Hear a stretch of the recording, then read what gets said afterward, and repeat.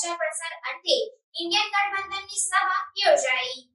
લોકસભાની ચૂંટણીને લઈ ઇન્ડિયા ગઠબંધન હેઠળ કોંગ્રેસ પ્રદેશ પ્રમુખ તેમજ આપના નેતાના અધ્યક્ષસ્થાને સભા યોજાઈ। દેવગઢ બારિયા તાલુકા મથકે ખાતે દાહોદ 19 લોકસભા બેઠકના કોંગ્રેસ પાર્ટીના ઉમેદવાર ડોક્ટર પ્રભાબેન તાવડિયાના પ્રચારનો ઢંઢેરો પીટાવ્યો હોય તેમ ઇન્ડિયન ગઠબંધન હેઠળ સભા યોજાઈ, જેમાં કોંગ્રેસ પ્રદેશ પ્રમુખ શક્તિસિંહ ગોહિલ, આમ આદમી પાર્ટીના નેતા ઈશુદાન ગઢવી ઉપસ્થિત રહ્યા હતા અને ઈશુદાન ગઢવીએ ભાજપ ઉપર પ્રહાર કરતા જણાવ્યું કે આ સરકારના રાજમાં મનરેગા યોજનામાં કેટલોય ભ્રષ્ટાચાર થયો છે, આ ગરીબોનું લોહી ચૂસે છે, ગરીબોને રૂપિયા આપવાના બદલે પોતાના બંગલા બનાવે છે। સાથે એમ પણ જણાવ્યું કે અમેરિકાના ટ્રમ્પ આપણા ત્યાં આવ્યા ત્યારે તેમની પત્નીએ સરકારી સ્કૂલ જોવા માટે જીદ કરી હતી, ત્યારે ગુજરાતમાં કોઈ સરકારી સ્કૂલ સારી ન હોવાને કારણે તેમને દિલ્હીની સરકારી સ્કૂલ બતાવવામાં આવી હતી। જ્યારે શક્તિસિંહ ગોહિલે ભાજપને આડે હાથ લેતા જણાવ્યું કે નળ સે જળ યોજનામાં લાગેલા નળ ખોલીએ તો પાણી નથી આવતું અને ઉપર બીજેપી લખેલું હોય છે, એટલે કે બીજે જઈને પાણી પી, તેમજ મુઠ્ઠીભરને માલ કરનાર ભારતીય જનતા પાર્ટીના તમારી કે મારી થવાની છે, તેના લોકોની એ તો ખાલી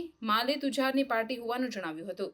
ત્યારે કોંગ્રેસ ચૂંટણી ના લડે તે માટે તેમના બધા એકાઉન્ટ ફ્રીઝ કરી દીધા। જ્યારે ભાજપે 82 અબજ 52 કરોડ રૂપિયા ભેગા, ત્યારે ભાજપ ઉપર પ્રહાર કરતા કોંગ્રેસ પાર્ટી દ્વારા અનેક યોજનાઓ જાહેર કરવામાં આવી છે। ઇન્ડિયન ગઠબંધન હેઠળ ગુજરાતની 26 બેઠક જીતવાનો પ્રોકાર કરી રહેલા ઉમેદવારને વોટ અને નોટ અપાવીને વિજય બનાવવા માટે અપીલ કરી હતી। આમ દેવગઢ બારિયા નગરના ટાવર પાસે કોંગ્રેસ પાર્ટી દ્વારા કોંગ્રેસના ઉમેદવાર માટે રણસિંગુ ફૂંક્યું હોય તેમ જોવા મળ્યું છે।